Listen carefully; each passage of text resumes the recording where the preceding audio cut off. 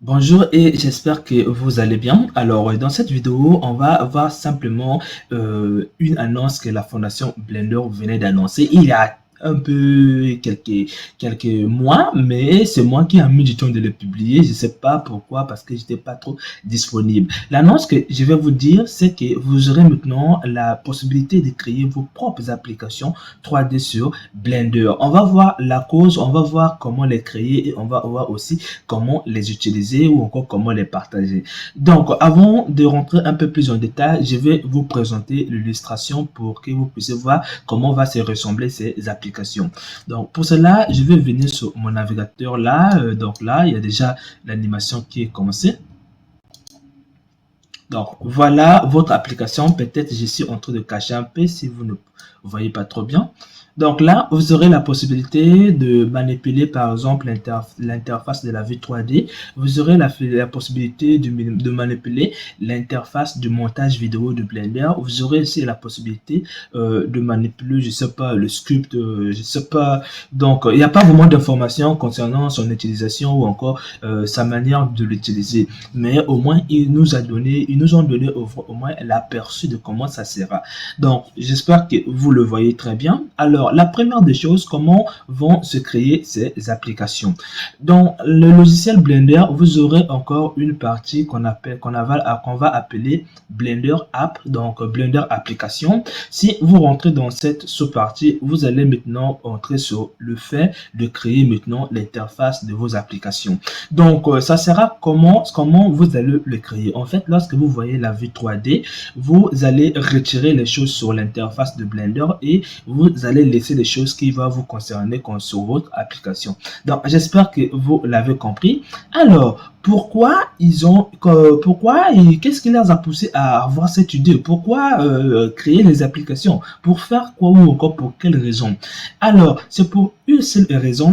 Imaginez que vous avez fait une modélisation énorme ou encore un rendu énorme et que vous voulez le présenter par exemple à votre travail ou encore à une personne, mais la personne, lui, il doit avoir le logiciel Blender dans son ordinateur pour qu'il puisse ouvrir votre projet, pour qu'il puisse le voir, ou encore le problème est encore que la personne peut avoir le logiciel Blender installé, mais parfois il ne sait pas utiliser Blender. Donc ça sera pour lui de gérer, de voir un peu comment est l'interface. Donc grâce à vos applications simplifiées, vous pouvez envoyer à la personne tout simplement l'application et lui, il aura une facilité très simple de manipuler ou encore de voir votre travail. Donc j'espère que vous avez compris la cause qui leur a poussé à créer ces applications. En fait, à avoir un peu l'idée de commencer à créer des applications sur Blender. Alors, comment vous allez maintenant, vous avez compris que vous allez retirer les choses sur l'interface de Blender. Maintenant, comment les gens vont l'utiliser? Comment ça sera distribué? En fait, vous avez trois possibilités. La première des choses, c'est que vous êtes dans Blender. Vous pouvez ouvrir votre application directement dans Blender parce que vous aurez une rubrique qui va s'appeler Blender Application auquel vous pouvez ouvrir votre application dans Blender. Vous aurez aussi la possibilité du fait que la personne doit installer Blender, mais il y a deux choses. La première des choses, c'est que lorsque vous créez quelque chose dans Blender, et Blender crée un fichier qu'on appelle votre nom, le nom de votre fichier .blend. Donc c'est le nom du fichier Blender qui se finit par .blend.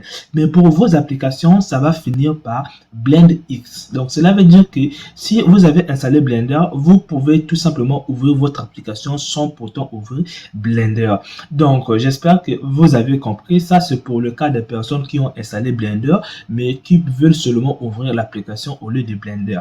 Et la troisième possibilité, c'est la possibilité qui sera la plus simple pour tout le monde, mais il y a aussi quelques inconvénients qu'on verra. Donc, cette possibilité, c'est le fait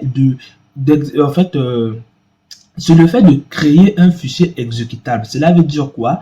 Vous allez créer un fichier que n'importe qui, dès qu'il clique sur le fichier, l'application s'installe sur son ordinateur. Il peut ouvrir sans même avoir Blender, sans même avoir quelque chose. Il suffit qu'il installe juste l'application et il va le manipuler.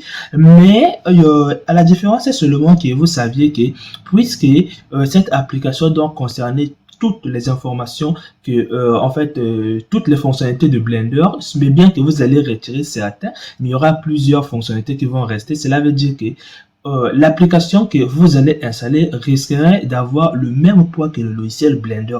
Donc 200 et quelques mégas, c'est vraiment beaucoup. Pour une simple application, peut-être une petite application, ça sera vraiment beaucoup.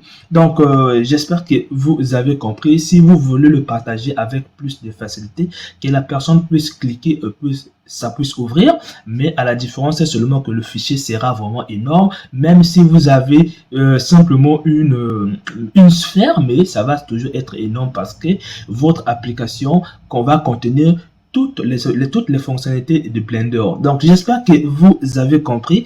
Vous aurez trois possibilités, soit d'ouvrir votre application dans le logiciel Blender, soit installer Blender et ouvrir uniquement votre application, soit installer cette application, donc soit en ouvrant, en faisant une installation de cette application.